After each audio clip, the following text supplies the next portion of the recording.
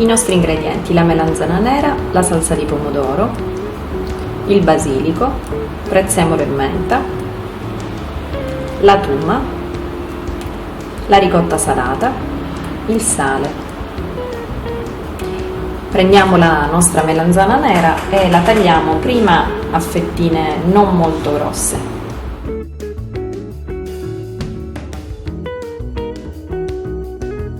Appena avremo ricavato le fettine le taglieremo a listarelle per poi ottenere dei cubetti.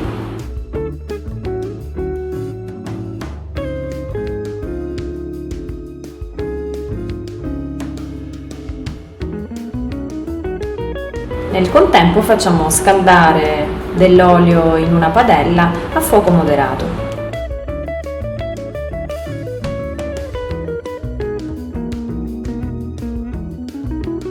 Appena l'olio sarà ben caldo porremo i nostri cubetti di melanzana, pronti da fare dorare.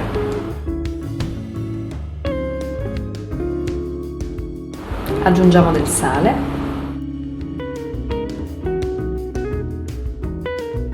Prendiamo una pirottina in alluminio. Appena le nostre melanzane saranno pronte, ne poniamo una parte sulla base della pirottina e premiamo bene con un cucchiaio perché aderiscano perfettamente al fondo della pirottina.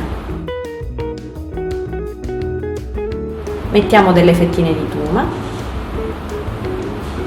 e ricopriamo con le melanzane rimaste.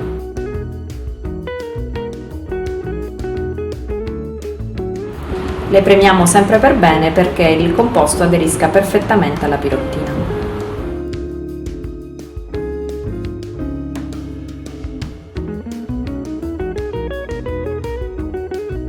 Aggiungiamo una foglia di basilico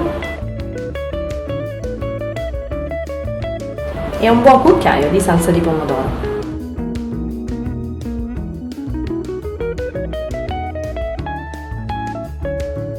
Siamo pronti per mettere la nostra pirottina in forno a 180 gradi per circa 3 minuti.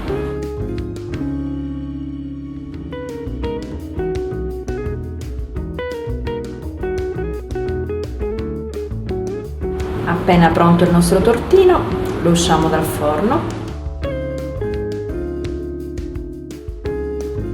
e lo capovolgiamo su un piatto di portata. Premendo sulle pareti della pirottina faremo in modo di far uscire perfettamente la pirottina in alluminio e lasciare il nostro tortino di melanzane pronto sul piatto da decorare. Aggiungiamo della ricotta salata,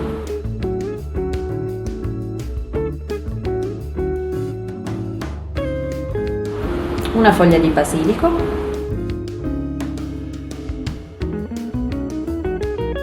e il nostro tortino di melanzane è pronto.